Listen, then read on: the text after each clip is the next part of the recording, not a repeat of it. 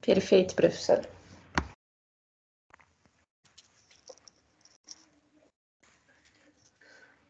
Muito bom dia, gente. Estamos dando continuidade aqui à nossa disciplina de Direito Tributário e Finanças Públicas 2. A nossa aula de hoje é a continuidade da aula da terça-feira de manhã, em que nós começamos a ver o crédito tributário, falamos sobre o lançamento, modalidades de lançamento, e aí a gente prossegue aqui com a análise da matéria, e eu vou compartilhar aqui a tela para a gente ir trabalhando em conjunto os institutos, e aí eu vou colocar para vocês nossa última aula aqui, só recapitulando.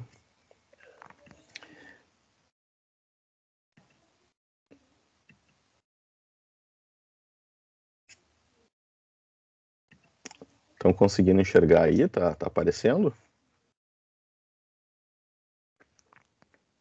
Sim, professor, está aparecendo. Tá, maravilha. Então, na aula passada, esse foi o nosso ponto de partida, né? Nós falamos sobre crédito tributário, eu expliquei a distinção entre os institutos do crédito tributário, do fato gerador, quando é que surge a obrigação tributária, que é a partir do fato gerador, né?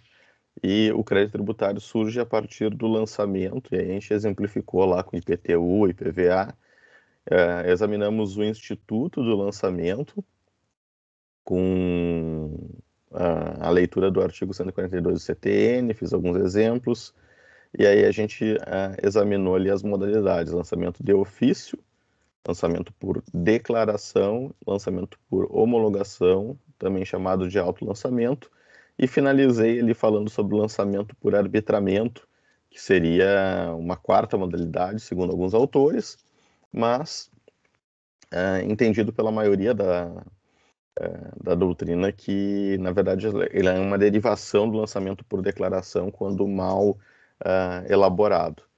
E aí a gente vem para a nossa aula de hoje, que é falar sobre a suspensão da exigibilidade do crédito tributário. Então, esse é o tema de hoje. Só que, antes de falar esse palavrão aí, suspensão da exigibilidade, o que é a suspensão da exigibilidade? Então, vamos lá. Voltando apenas uma casa aqui.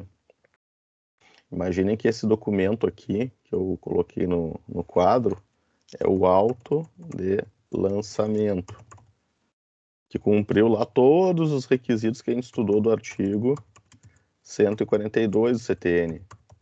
Imagine que esse documento ele foi confeccionado e a gente tem, junto com o artigo 142, mais um requisito, que é o artigo 145 do Código Tributário Nacional, que diz que o contribuinte ele tem que ser intimado, ele tem que ser notificado do lançamento.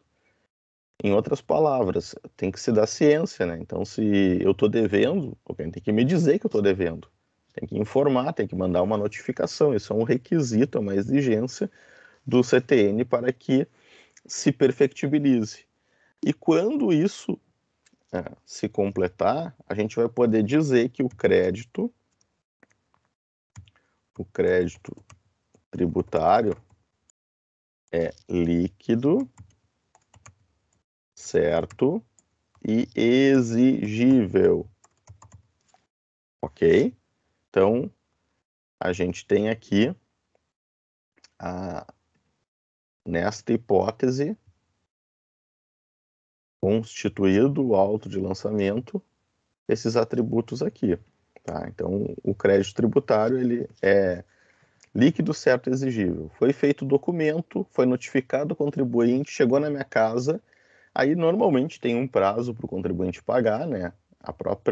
O próprio auto confere ali uma data, cada tributo tem um cronograma e um prazo de pagamento, E aí, até chegar aquela data, ele ainda não é exigível. Tem um prazo para o contribuinte espontaneamente pagar.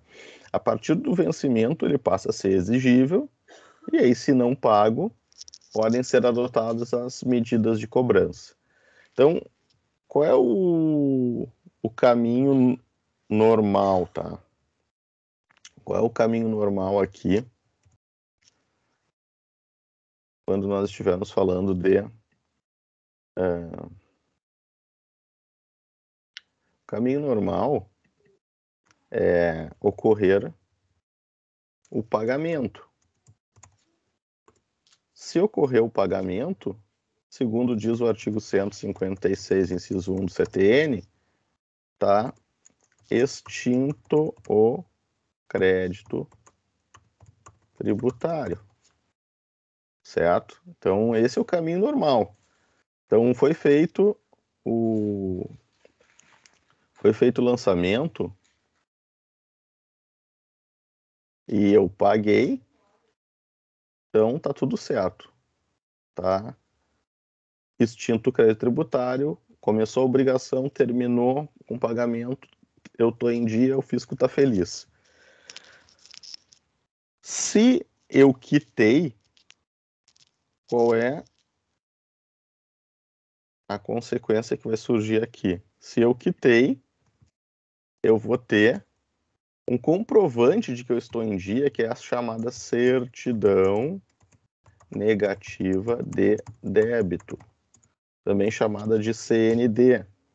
A certidão negativa de débito, está lá no artigo 202 do CTN, seus dispositivos, e ela é um documento de regularidade.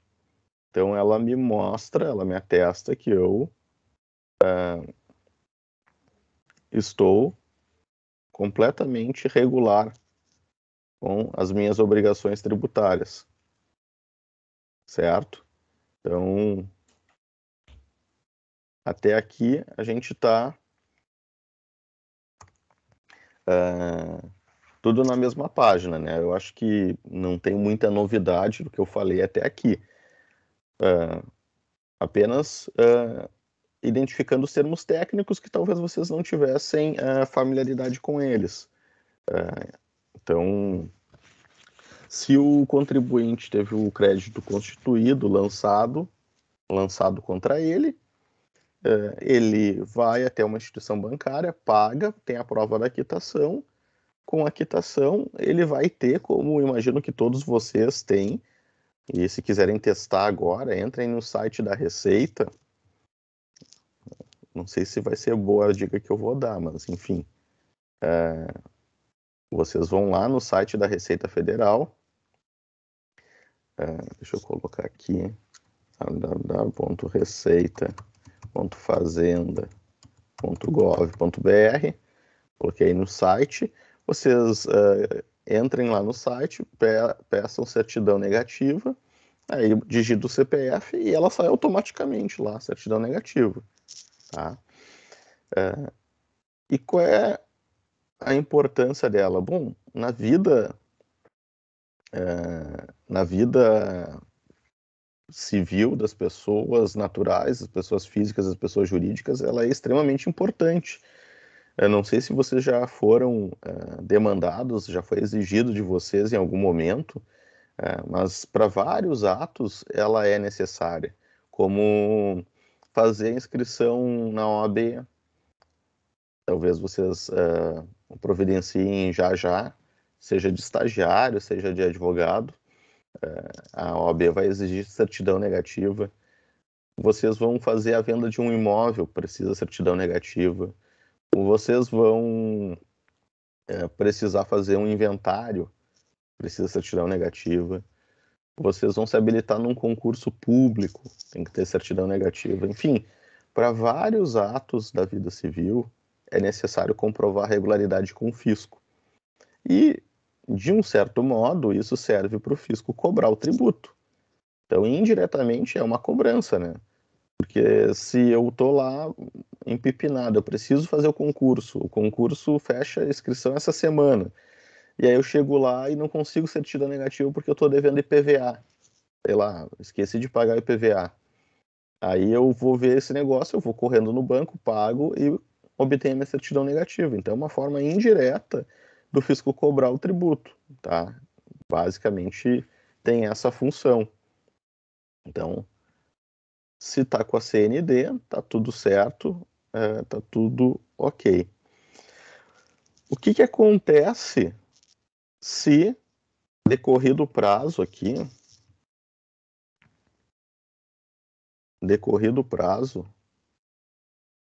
contribuinte não paga?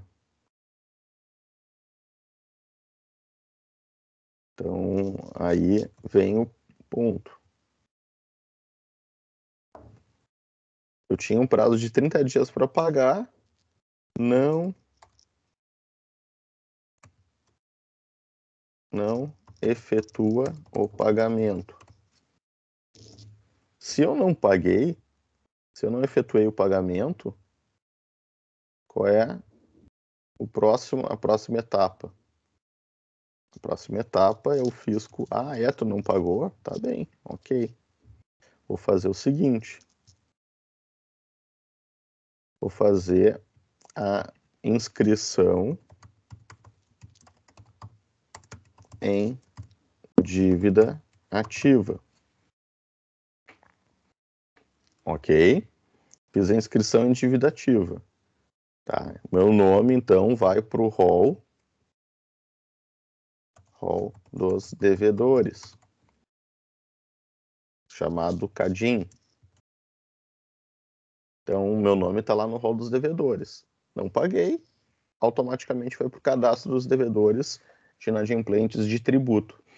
Se o meu nome está no CADIM, qual é a consequência? Eu vou ter essa certidão aqui? Não, eu não vou ter certidão negativa porque eu não tem como negar que eu tenho débito porque eu tenho débito. Então, não tem CND. Bom, agora eu pergunto, qual é a consequência de não ter CND? Se eu não tenho CND, o sujeito, se ele queria fazer o concurso, não vai poder fazer. Se ele queria tirar dinheiro no banco, lá, o banco, qualquer instituição bancária minimamente séria, ela vai perguntar, olha só, tu tá com certidão negativa, se tu não tem, eu não vou te emprestar dinheiro. Se para fazer divórcio, gente, que é um negócio mais banal, mais simples, a pessoa quer se divorciar, não aguenta mais o marido, não aguenta mais a esposa, quer se divorciar, e aí, para consumar, concluir o divórcio, tem que ter certidão negativa de débito. Então, se não tem CND, tá lascado. Ô, Ok? prof, Diga, pode uma falar. dúvida. E aí, quando tu vai pesquisar no site da Receita, por exemplo, tá, não vai gerar CND, mas gera, sei lá, uma certidão positiva de débito, sabe? Gera alguma coisa lá. Tá, não. Isso a gente vai ver agora, que é uma solução para esse problema. Mas antes de falar da certidão positiva, que foi o que a Tássia acabou de perguntar e que é bem importante, eu vou falar na sequência. O importante é entender esse quadro, tá? O quadro é: tô em dia, tenho CND. Não tô em dia, não tenho CND. E aí eu tô lascado, tá? Aí, imediatamente, qual é o efeito que vai acontecer? Eu vou lá no site da Receita, digito meu CPF e vai aparecer uma mensagenzinha assim, algo parecido, estamos impossibilitados de lhe fornecer no momento, procure a Receita Federal mais próxima para entender. Em outras palavras, dizendo, olha, eu só não quero te constranger, mas tu está devendo. Então, busque saber o que aconteceu. Então, em outras palavras, não saia a certidão que eu preciso, tá? Bom, diante desse contexto, vocês devem estar entendendo, né? Bom, tem um tributo. Se o tributo é devido, mas eu não tenho dinheiro para pagar, é uma situação. Mas se, por exemplo, tem um tributo ali que eu não devo, que não é meu, foi lançado equivocadamente para o meu nome. O que eu faço? Qual é a saída para uma situação igual a essa? Então, aí é o tema, fiz toda essa volta para chegar no ponto que a gente precisa examinar aqui, que é a chamada suspensão da exigibilidade do crédito. Então, eu vou pegar aqui o dispositivo do CTN, que é o artigo 151. Se vocês estiverem examinando aí com um CTN aberto, como eu sempre peço, coloquem no chat. Mas eu vou também transcrever aqui para a gente também ir acompanhando. Então, o que fazer? Deixa eu compartilhar a tela com vocês. Qual artigo, prof? 151. 151. Então, estamos aqui. O que fazer diante desse quadro? O quadro era: não paguei o tributo ou me cobraram de forma indevida e eu não tenho certidão negativa. E eu preciso para amanhã. Eu vou fazer uma licitação. A minha empresa ela está competindo, ela vive de licitação. Eu preciso amanhã uma certidão negativa. Ou eu estou fazendo uma operação de M&A, estou fechando a due diligence, e se não tiver certidão negativa, a empresa que está me fechando o negócio vai sair da mesa, ela não quer negociar, ela só vai negociar com quem tiver certidão negativa, que está tudo certo. Então, o que fazer para resolver isso? Então, o rol, ou a lista das soluções, está no artigo 151, que eu transcrevo aqui. A alternativa para isso é buscar a suspensão da exigibilidade. Tá? Esta é a forma de tentar corrigir. Suspender a exigibilidade do crédito. Tá? Então, suspendendo a exigibilidade do crédito, eu vou continuar devendo. Tá? É importante entender aqui. Com a suspensão da exigibilidade, não ocorre a extinção, eu não deixo de dever do dia para a noite. Ele só é como se congelasse. Pensa aqueles desenhos animados em que o super-herói lança um poder mágico lá, o super-homem dá um bafo no cara e ele congela. É mais ou menos isso, congelou, parou. Então não vai me cobrar, ficou paralisado, mas eu continuo devendo. Tá certo? Então, suspensão da exigibilidade não é apagar a dívida, não é extinguir a dívida.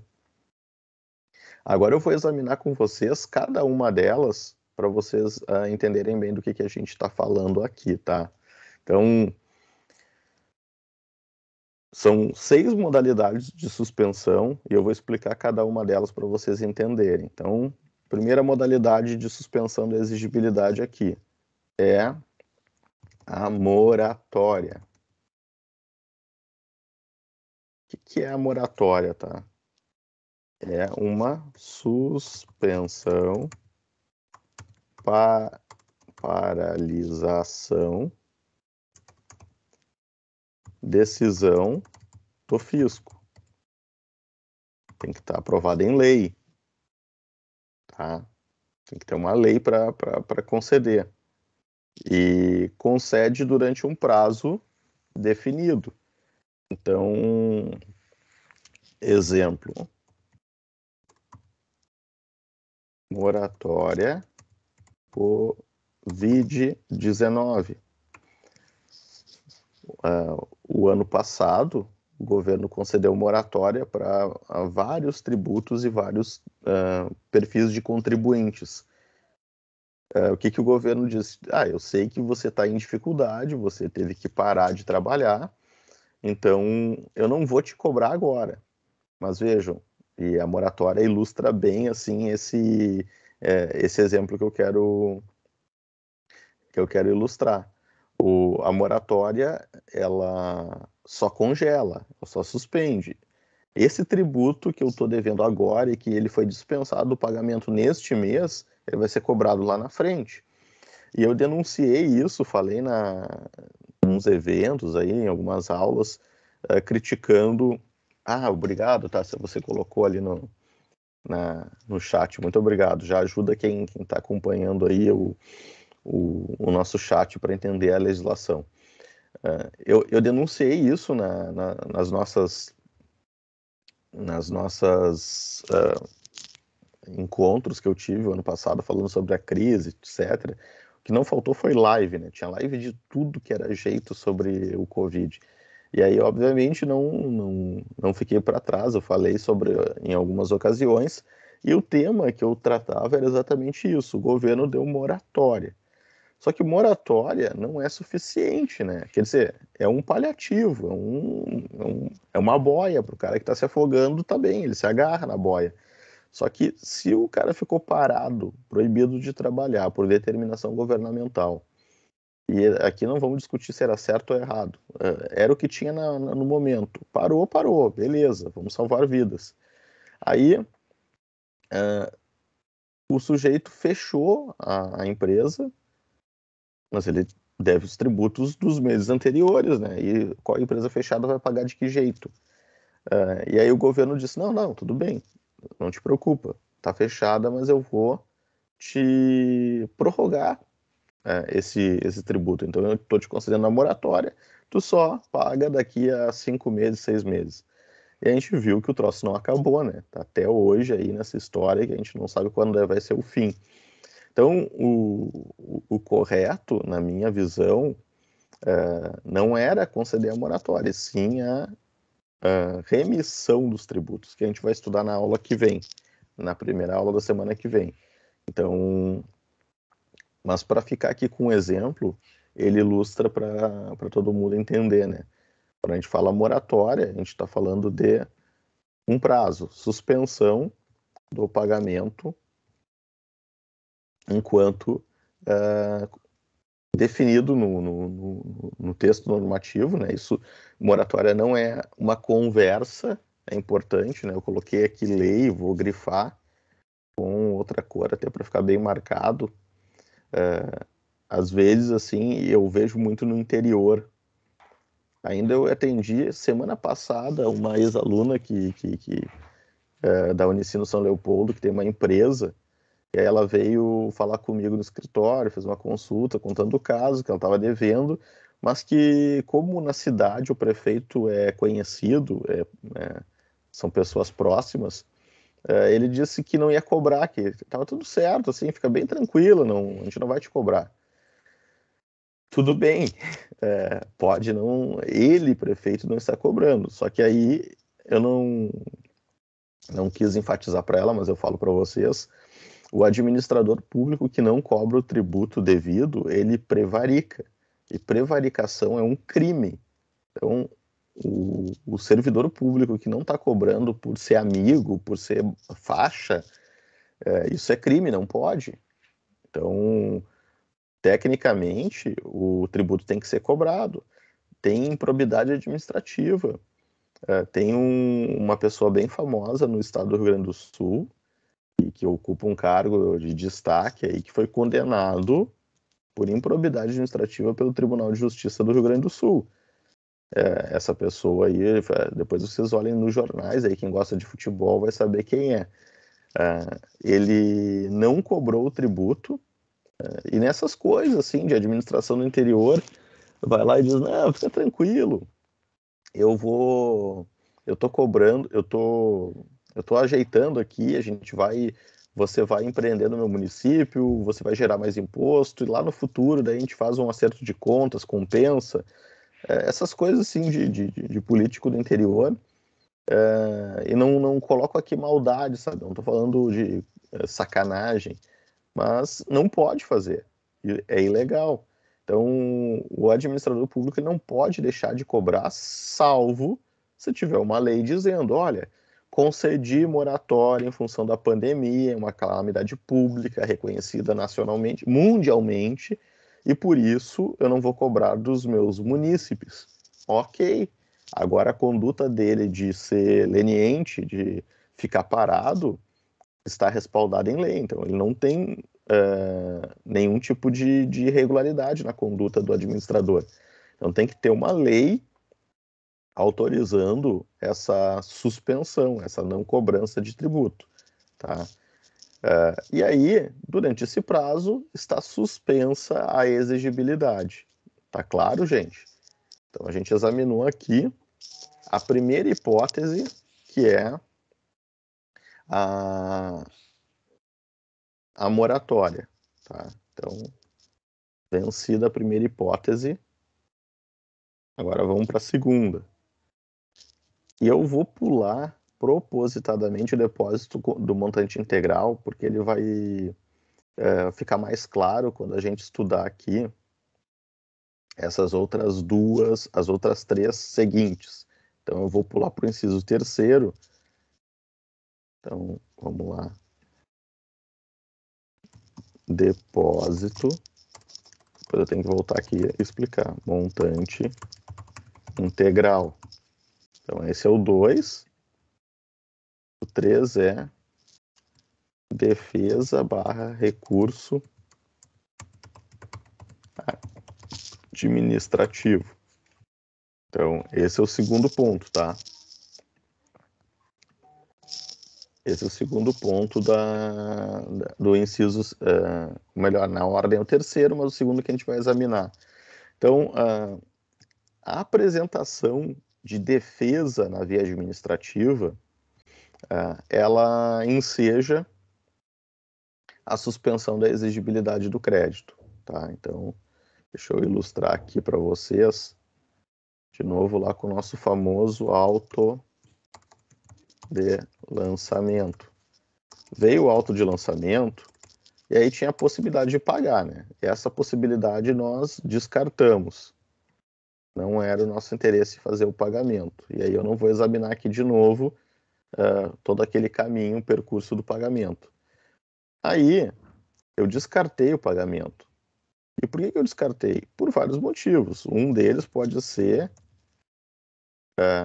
que eu não concordo, ele é indevido, eu não sou devedor desse tributo, ou ele foi cobrado a mais, e aí na administração tem a possibilidade de apresentar defesa, que tecnicamente a gente chama de impugnação ao auto de lançamento.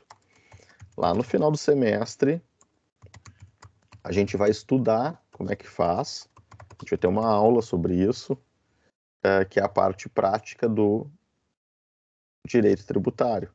Então eu vou mostrar para vocês como é que faz essa peça, mas aqui a gente está falando basicamente de atuação no processo administrativo, tá? Então, no exato momento em que eu apresentei a defesa, e talvez o jeito de fazer vocês lembrarem disso é chamando atenção, fazendo vocês atentarem, por exemplo, para multa de trânsito. Alguém aqui já foi autuado, multado, recebeu alguma multa de trânsito? Você recebe a multa de trânsito, ganha a notificaçãozinha, que é um auto de infração, né? É muito parecido. A multa de trânsito, ela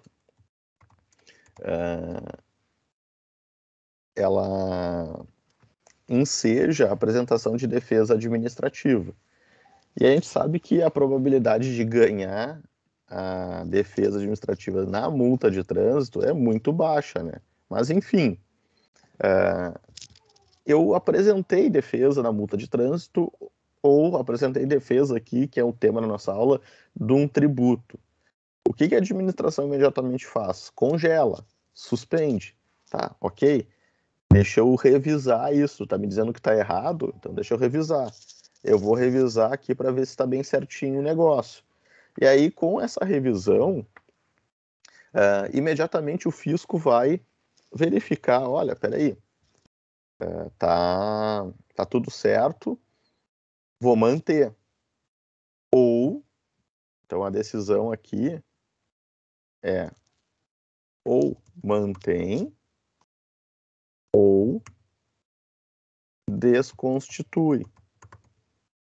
Se manteve, eu tenho direito de recorrer, correto? E aí eu tenho um recurso para a instância superior.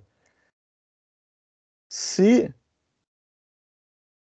a decisão foi desconstituir, então desconstituiu, deixa eu pegar aqui, ó, ou mantém ou desconstitui. Se desconstituiu, então aqui foi extinto o crédito tributário. Então aqui o cara tá feliz, ganhou, acabou. Ele não precisa mais pagar o tributo, fim da linha. Não precisa nem discutir mais, nem questionar mais. Agora, se a decisão foi manter, então aqui ele tem que apresentar um recurso. Esse recurso ele vai para a instância superior. E no direito, no processo administrativo tributário, se o tributo for municipal, essa instância superior é no município, né, estadual, junto ao Estado do Rio Grande do Sul, do Estado da Federação que a gente estiver falando, e se for federal, é o Conselho Administrativo de Recursos Fiscais, o CARF, estadual aqui no Rio Grande do Sul é o TARF, né, Tribunal Administrativo de Recursos Fiscais, e se for municipal, Porto Alegre, o nome é TART, Tribunal Administrativo de Recursos Tributários. Então ali vai ser julgado em última instância a minha questão. Olha, eu acho que não é devido, eu não devo esse tributo, eu quero que vocês examinem, aí vai para o conselho com a composição lá de representantes do fisco e representantes do contribuinte julgando, que são os conselheiros julgadores, tá? Então, basicamente, esse é o caminho aqui. Então, aqui deu tudo certo, botei o verdinho para ficar ilustrativo. E aqui a gente...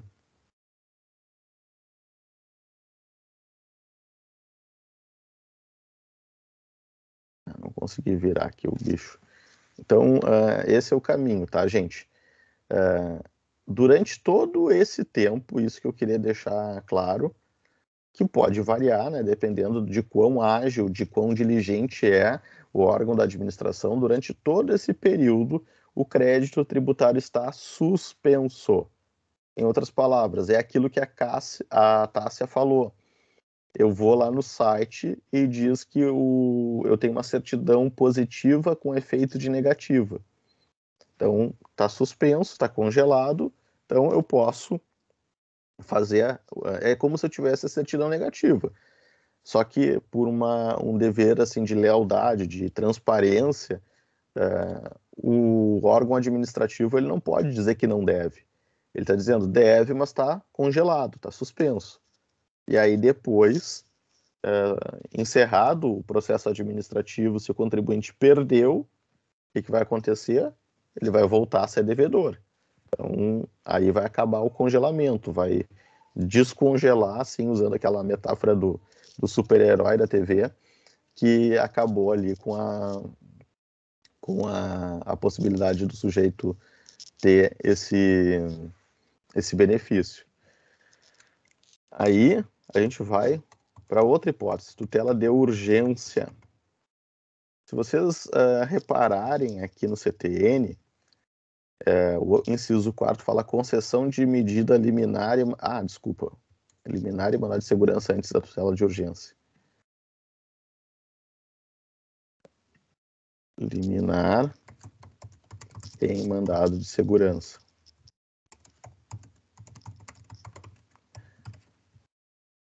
Então a gente tem lá a lei 12.016 de 2009, que é a lei do mandado de segurança. Então, basicamente, para que serve? A gente vai ter uma aula sobre isso. O mandado de segurança serve para tutelar direito líquido e certo. Então, o contribuinte que tem lá a violação a um direito líquido certo, um ato abusivo, um ato ilegal, que prejudica o direito líquido certo do contribuinte, ele tem direito a utilizar o mandado de segurança. Então, eu vou pedir para o juiz, olha, tá aqui, ó, tem um abuso, tem um absurdo, uma coisa muito absurda acontecendo, e você precisa desfazer isso, juiz, está errado. Bom, o juiz vai desfazer isso na sentença, depois do tramitar do processo. Só que eu preciso para amanhã a minha certidão negativa. Lembram do dilema lá do contribuinte angustiado, desesperado? Ele precisa para amanhã a certidão negativa. Aí, qual é a forma de solucionar isso? Então, eu vou pegar aqui a lei 12.016, no artigo 7º. O artigo 7º diz o seguinte, ó.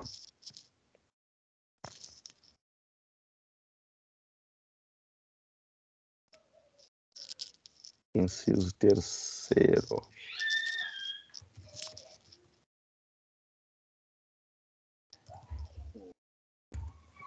Vou botar aqui para ficar claro.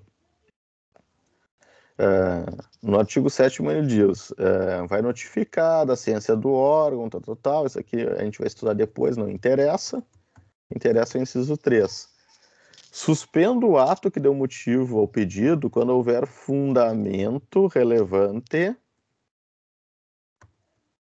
do ato impugnado, puder resultar na eficácia da medida.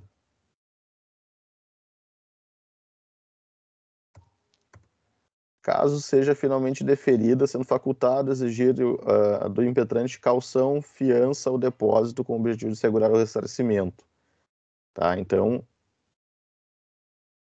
tá aqui.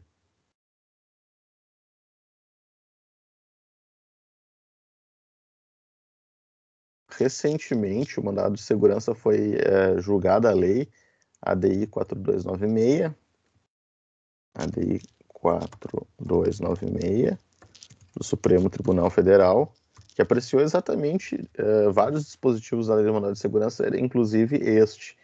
Vejam, a lei é de 2009, passados 12 anos, o STF vai julgar a lei, depois de um monte de coisa acontecer, mas enfim, é o nosso Supremo. E aí, dentre outras coisas, foi dito que pode deferir a medida liminar, que é isso que a gente está estudando, e o juiz pode exigir essa caução que está aqui, é constitucional exigir a caução, dentre as decisões que o Supremo lançou. Mas faço a referência aqui só para constar também na informação para vocês.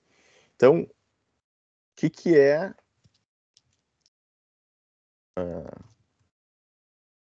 aqui que a gente está pedindo? É a chamada liminar, que antigamente a concessão da liminar era fumus boni iuris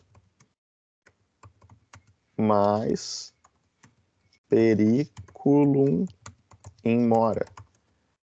O direito sempre gostou muito de latim, a gente tem periculum,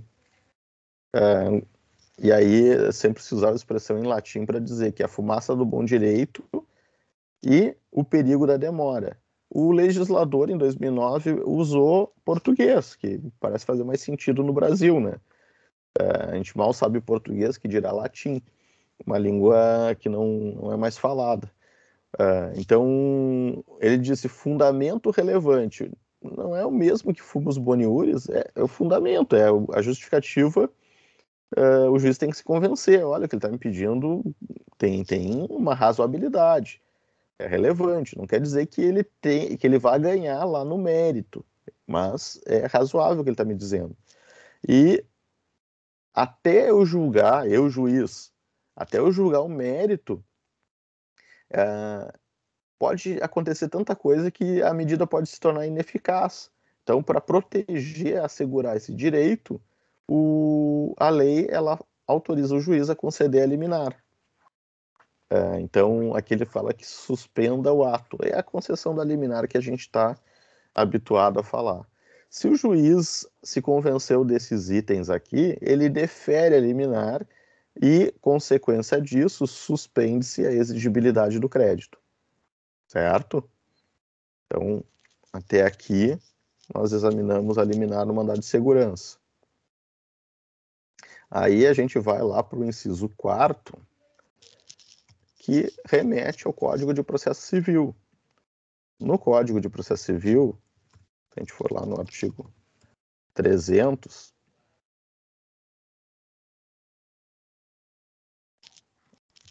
o artigo 300 diz Código de Processo Civil. Lá no artigo 300 do CPC, vocês vão ver que a tutela de urgência será concedida só para deixar todo mundo no mesmo. Então, a gente viu aqui o inciso 3º. Como eu pulei aqui para não confundir vocês, eu quero deixar claro. Ó. Então, a gente viu a defesa administrativa, a gente falou sobre o mandado de segurança agora há pouco, e agora a gente está indo no inciso 5º. Inciso 5º trata de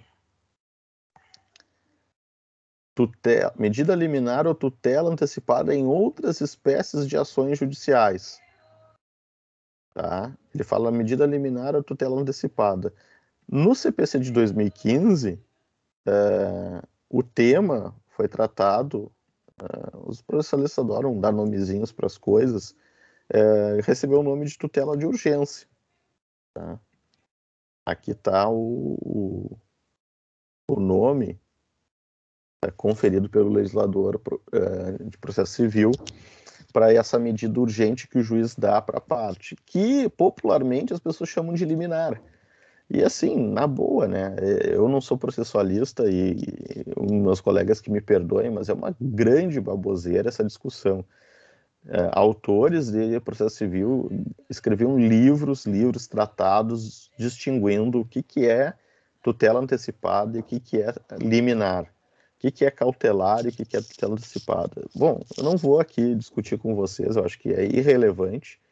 Em síntese, é uma medida concedida em caráter urgente, porque a parte está dizendo, olha, se não me der isso, pode ser que lá na frente eu não consiga, não faça sentido sequer o julgamento da ação, vai morrer a discussão vai morrer. Vou dar um exemplo para vocês, assim, bem emblemático de um caso que é público, até dei uma entrevista esses dias para 0 Hora. Eu ingressei com uma medida há uns 4 ou 5 anos atrás para discutir o contrato de concessão do serviço de recolhimento de lixo em Porto Alegre. E eu dizia eu acho que é mais de 4 anos, gente. Passa tão rápido que eu nem lembro. Acho que isso pode ter mais de 6 anos. Mas enfim, é muito tempo, é bastante tempo. Lá, a Prefeitura de Porto Alegre licitou e tornou vitoriosa uma empresa que estava em recuperação judicial. Uma empresa que está em recuperação significa ela não está conseguindo pagar as contas. E aí eu ingressei com uma medida dizendo, juiz, suspende esse contrato porque ele pode ser prejudicial para o poder público. Pode prejudicar a cidade de Porto Alegre. O juiz não deferiu a liminar, recorri, não consegui, inexplicavelmente, mas o resumo da ópera é o seguinte, passado esse tempo todo, o recolhimento de lixo foi prestado por essa empresa em recuperação judicial, e aí vocês devem estar pensando, mas não foi tão prejudicial porque o lixo foi recolhido. Só que pensem só, gente, um serviço público essencial como esse, na mão de uma empresa que está quebrada. Se ela está quebrada, ela vai continuar dando calote em outros credores. E ela continua dando. Só que daí, o último evento que eu conto para vocês, para mostrar assim, o porquê de conceder uma medida de urgência e depois o porquê ela fica sem sentido julgar o final. Ela veio aos trancos e barrancos, cambaleando, faltando, dava problema, não recolhia o lixo. E aí, este ano, ela parou de recolher porque os funcionários não estavam recebendo salário. Os empregados lá da empresa que recolhem lixo não tinham salário. O que aconteceu? Diante da crise que foi gerada, o governo ele suspendeu o contrato de concessão depois de 6 anos. E aí decidiu por rescindir o contrato com essa prestadora, depois de 6 anos. Então, hoje, qual é o sentido do julgamento da ação que eu propus? Ela está lá para ser julgada. A repórter que me entrevistou perguntou, o que tu acha que vai acontecer? Olha, não sei o que o juiz vai dizer, né? Eu disse há 6 anos atrás que estava errado, agora foi rescindido o contrato, com 6 anos de atraso, teria que ser julgado procedente a ação, mas o contrato já não existe mais, então a minha ação perdeu o objeto. A minha ação objetivava rescindir o contrato, não permitir que a prefeitura gastasse um centavo com uma empresa caloteira, mas, enfim. Então, assim, a tutela de urgência ela serve para isso, para garantir o desfecho final, que vai ter um sentido, todo o processo, senão depois é tempo perdido, dinheiro gasto indevidamente, e também assegurar a probabilidade de um perigo de dano. Então, aqui estão os requisitos da lei para concessão da tutela de urgência, que eu estou grifando aqui para marcar e deixar a minha historinha que eu acabei de contar é esse último aqui. Mas o juiz pode, não que ele se preocupe com o resultado útil do processo, ele pode achar que, olha, se não der agora a pessoa vai morrer, por exemplo, remédio. A pessoa vai pedir remédio, eu preciso do remédio, o Estado tem que me fornecer. Mas se eu não tiver remédio amanhã eu morro. Então tem um perigo de dano grave aqui, e aí normalmente o juiz defere a tutela de urgência nesses casos. Tá? Então é disso que a gente está falando aqui. Então eu peguei e ilustrei para vocês aqui, nós examinamos aqui 4 casos, 3 casos em que o contribuinte ele não se conforma com o crédito tributário que está sendo cobrado dele. Então, ele tem 3 posturas para adotar se ele não se conforma. Ele vai na via administrativa recorrer, ele entra com mandado de segurança, ou ele propõe uma medida pelo rito ordinário que lhe assegure aí a tutela de urgência. Tá? E agora, depois de ter explicado esses 3, eu volto aqui para o primeiro para a gente falar sobre o depósito do montante integral. Bom, se eu posso fazer um recursinho administrativo, que não tem custo nenhum, tá? É importante dizer isso. Na via administrativa não tem que pagar custas e não tem condenação em honorários. Se eu tenho a possibilidade de entrar com mandado de segurança, eu tenho a possibilidade de entrar com uma ação ordinária, aí tem custas, tem o risco de sucumbência, mas enfim. Por que eu vou depositar o montante integral? E o depósito é feito onde? Onde deposito? Por que efetuar o depósito?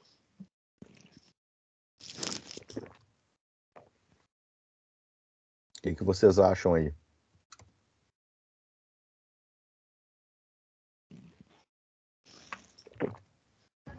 Porque é para, sei lá, se livrar do débito e conseguir a certidão negativa, né? Certo. Perfeito, né? Esse é o tema da aula de hoje. Se livrar. Se livrar, não. Se livrar momentaneamente. Momentaneamente ele está, digamos, preocupado com a dívida e ele vai suspender a exigibilidade. Momentaneamente ele se livra, mas não para sempre. Mas sim, certidão negativa é o grande objetivo. Mas por que não entrar com recurso administrativo? Que seria uma possibilidade, né? Porque demora mais, não sei. Mas se o cara...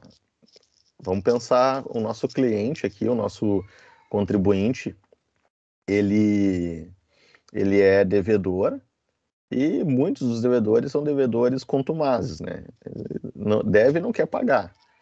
Então, se ele tem uma possibilidade de não pagar e que vai demorar muito, como disse a Tássia, na via administrativa, por que ele não usa essa? Por que usar essa daqui, do depósito do montante integral?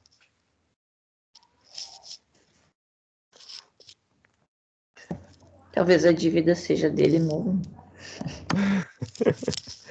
Assim, ó, o depósito do montante integral, primeiro que tem que entender, tá? O depósito não é o pagamento para o fisco. Então, depositar não significa depositar nas contas do governo. Se eu depositar na conta do governo, eu paguei. E se eu paguei, eu não pego ele de volta mais. Morreu, acabou. Depósito do montante integral é em conta judicial. Então, eu vou depositar numa conta judicial. Mas para abrir uma conta judicial, eu tenho que ter um litígio. Agora ficou mais complicado, né? Vou fazer o depósito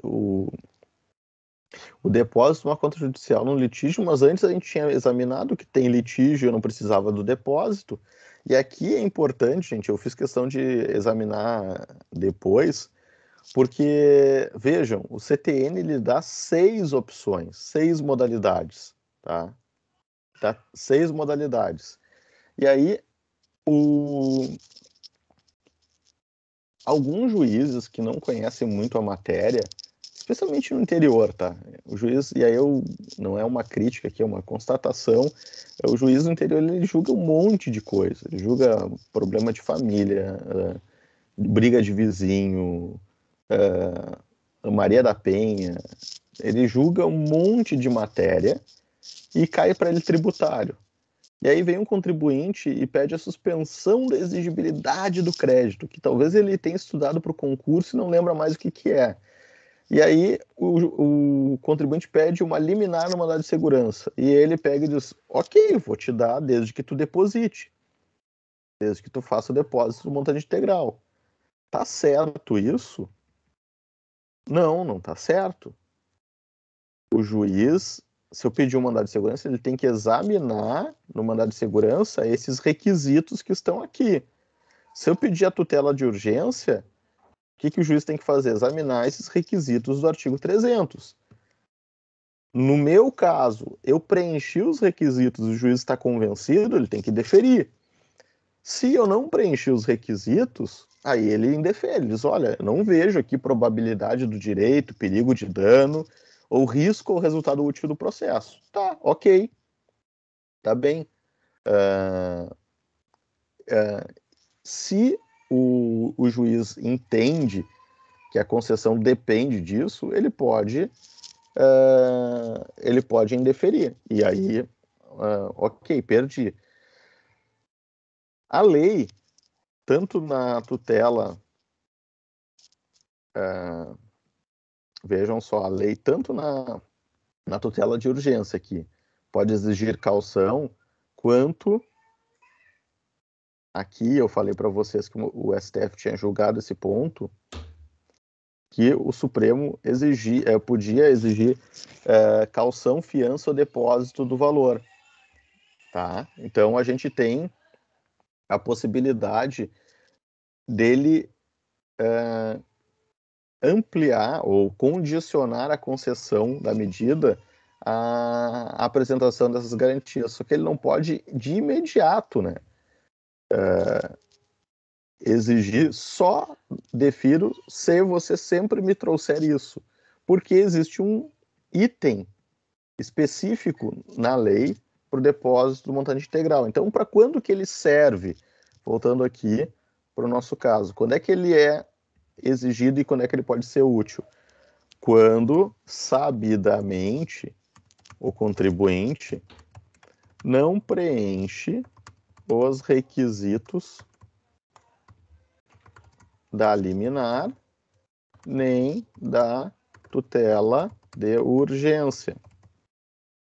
Quando sabidamente o contribuinte não preenche os requisitos da liminar e da tutela de urgência, aí, olha, não adianta eu chegar para o juiz e chorar lá, a minha empresa vai quebrar, os meus funcionários eu vou ter que demitir todo mundo, vai ser um inferno.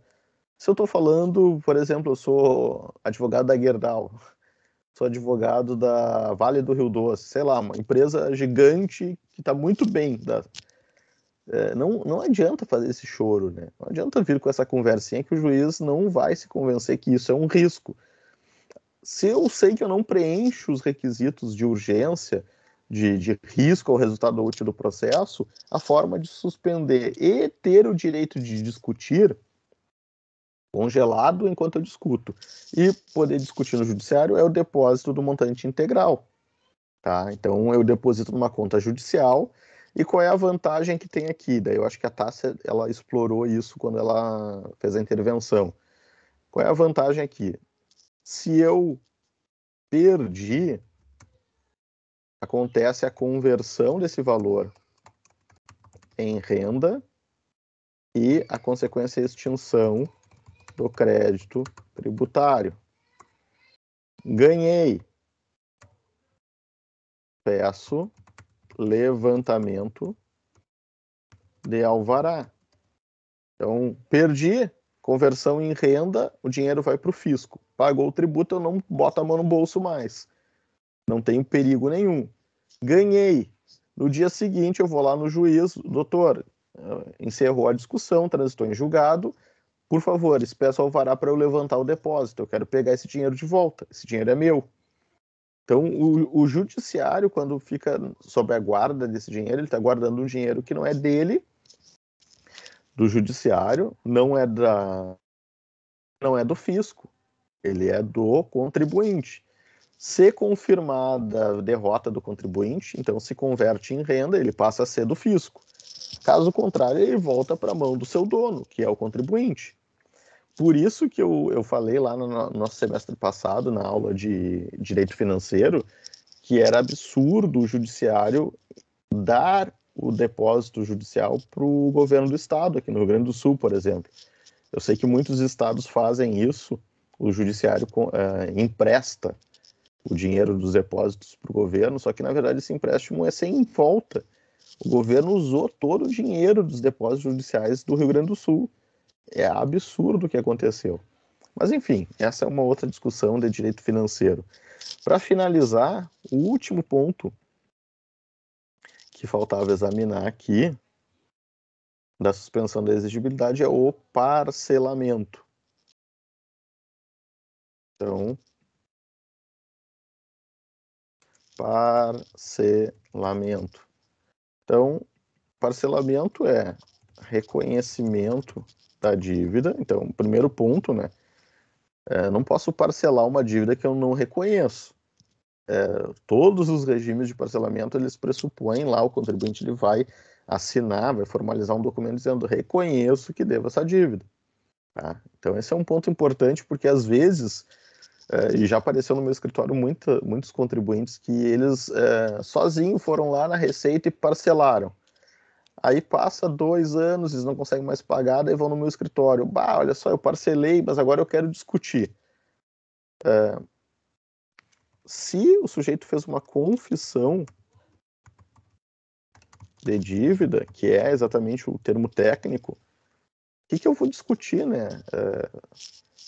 O judiciário, ele diz, olha, confessou a dívida, acabou a discussão sobre a origem dela, a razão por que ela foi constituída, salvo em situações excepcionalíssimas daqueles vícios do consentimento que vocês estudaram lá no direito civil, erro, dolo, coação, fraude, mas que é muito difícil acontecer em se tratando de direito público, direito tributário, porque pressupõe lá que o fisco coagiu, ele praticou dolo, é difícil isso acontecer, tá? Mas enfim, reconheceu a dívida, confessou, morreu.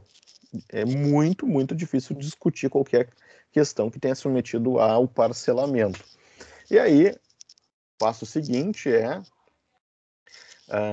optar por uma das modalidades das prestações oferecidas no regime. Tem que ter lei disciplinando, e a lei é rol taxativo. E a lei define um rol de opções, um cardápio para o contribuinte. Agora, por exemplo, está em vigor um regime de recuperação no município de Porto Alegre, e um cliente meu me perguntou qual a modalidade que ele deve ingressar. Então, o advogado vai lá, lê a lei e apresenta para o cliente. Você pode pagar em uma vez só com maior... Normalmente é assim. Quanto menor o número de prestações, melhor o desconto. Quanto maior o número de prestações, menor o desconto que é dado. Então, basicamente, o parcelamento envolve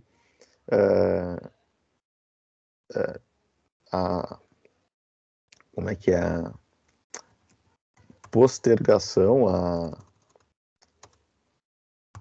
protrai.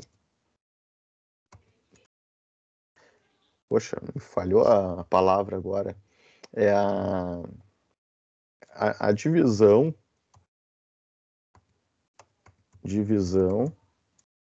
da dívida em prestações mais algum tipo de desconto que atrai o contribuinte. Normalmente é essa combinação, tá? E normalmente, raros são os casos em que foge disso, é juros e multa, o desconto. Tá? O desconto incide sobre os juros e sobre a multa. O principal dificilmente sofre desconto, porque aí entraria numa discussão sobre a possibilidade de renúncia de receita, né, que é uma vedação da lei de responsabilidade fiscal. A gente estudou o semestre passado, e isso é bem grave, né? Então, assim, a gente tem essa combinação: divisão da dívida em prestações, daí parcelar, né, em prestações, e concessão de desconto para o pagamento da dívida, tá? Chegou a minha ajudante aqui. E aí, gente, essa combinação, ela é definida em lei, a lei que define, e o rol dessas opções ele é taxativo, ou seja, a pessoa não pode escolher, eu quero o desconto tal e tantas prestações. Eu não quero prestação, eu não quero pagar em prestação nenhuma, mas eu quero um desconto maior. Não é assim escolher. É o que está na lei. Ou adere ao que está na lei, ou não tem conversa. E se você não se encaixa para o destinatário da lei, se a lei não contempla a sua situação, não adianta ir para o judiciário pedir, porque o judiciário ele entende que, em sendo o rol taxativo, aqui é bem forte a posição, poder judiciário, ele atua como legislador negativo. Em outras palavras, ele pode declarar a inconstitucionalidade de uma norma? Pode. Agora, ele não pode incluir na norma uma opção que não foi feita pelo legislador. Ele é só legislador negativo. Ele tira texto da lei, ele não bota texto na lei. Tá? Então, aqui, em se tratando de parcelamento, não há essa oportunidade de criar um parcelamento especial para mim. Eu quero com tais condições. É só da forma em que é concedida pela administração. E para terminar a nossa aula, o último ponto aqui que eu queria chamar a atenção é o chamado moral rasa. O Brasil, como tem uma tributação caótica, pesada, absurda, tudo que a gente já conversou aqui, vocês conhecem a minha opinião, a gente tem um alto nível de inadimplência. Muitas pessoas não pagam. E aí, de tempo em tempo, o governo, vendo que a inadimplência está subindo e muita gente não está pagando e está entrando na informalidade, isso é perigoso. Aí o que o governo faz? Se vê refém da situação e dá um parcelamento.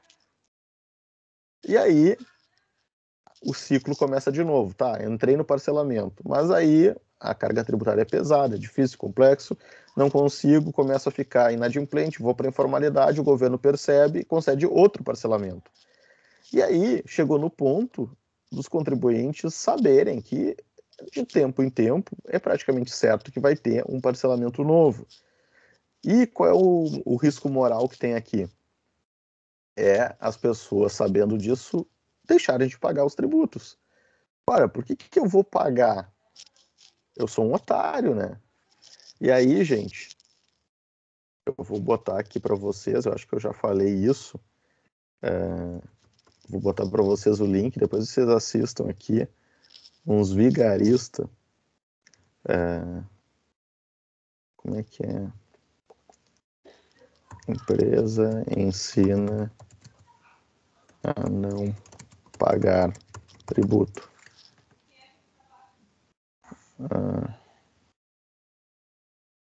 Não tá aqui. Depois eu mostro para vocês. É um vídeo que viralizou na internet, em que uma empresa falava, olha, eu cresci, eu fiquei rico porque eu não paguei tributo. E aí tu declara, não paga, e depois tu entra num parcelamento e rola a dívida com o governo.